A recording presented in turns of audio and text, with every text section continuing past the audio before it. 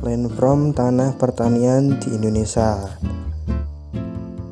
Tugas ini digunakan untuk memenuhi tugas UAS mata kuliah Hukum Agraria.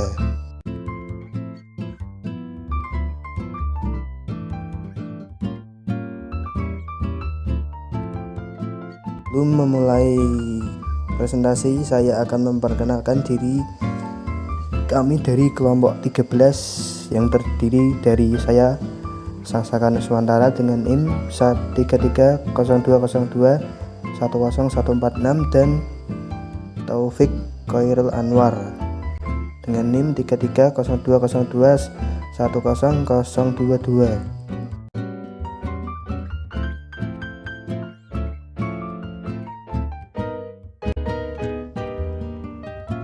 Land Reform.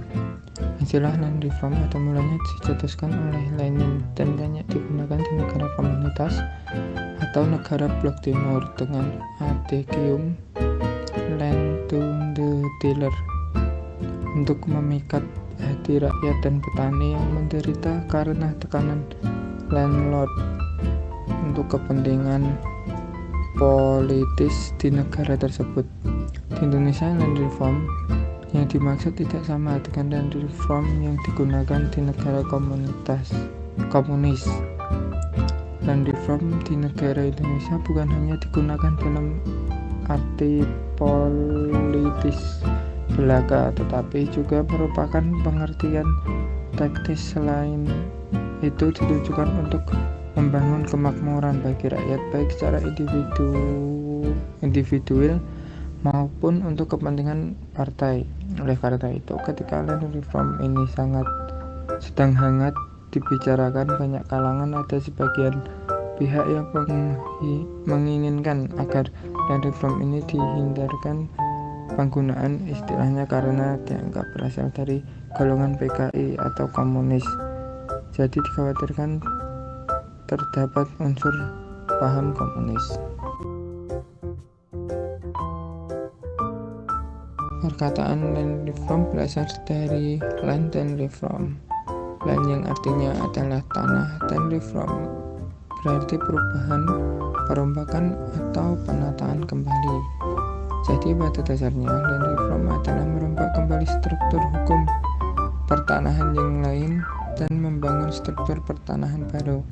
Land reform juga meliputi perombakan mengenai pemilikan dan penguasaan tanah secara hubungan hukum yang bersangkutan dengan penggandaan tanah. Land reform ini bermaksud menggandakan suatu perubahan sistem kepemilikan dan penguasaan atas tanah yang lampau ke arah sistem pemilikan dan penguasaan atas tanah yang baru disesuaikan dengan perubahan dan pembangunan masyarakat yang sedang giat melaksanakan pembangunan sesuai cita-cita pasal 33 Undang-Undang Dasar 1945 ini.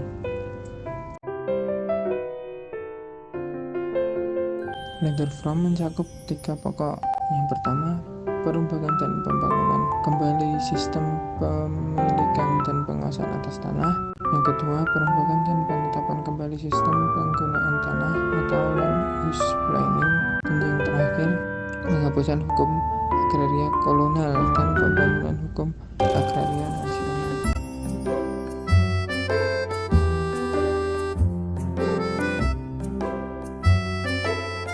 Adapun yang menjadi landasan hukum pelaksanaan land reform di Indonesia adalah diantaranya: 1. Landasan ideal atau Pancasila. Yang kedua, landasan operasional pasal 7, pasal 10, dan 55 UPA nomor 5 tahun 1960. Yang terakhir, landasan konstitusional pasal 33 ayat 3 Undang-Undang Dasar 1945. Dasarnya, kegiatan land reform seperti yang diuraikan di atas merupakan kegiatan yang menuju kepada land consolidation. Maka land consolidation di sini menurut pasal 1 Peraturan Kepala BPN nomor 4 tahun 1991 tentang konsolidasi tanah adalah kebijaksanaan pertanahan mengenai penataan kembali penguasaan dan penggunaan tanah untuk kepentingan pembangunan, untuk meningkatkan kualitas lingkungan dan pemeliharaan sumber daya alam dengan melibatkan partisipasi aktif masyarakat.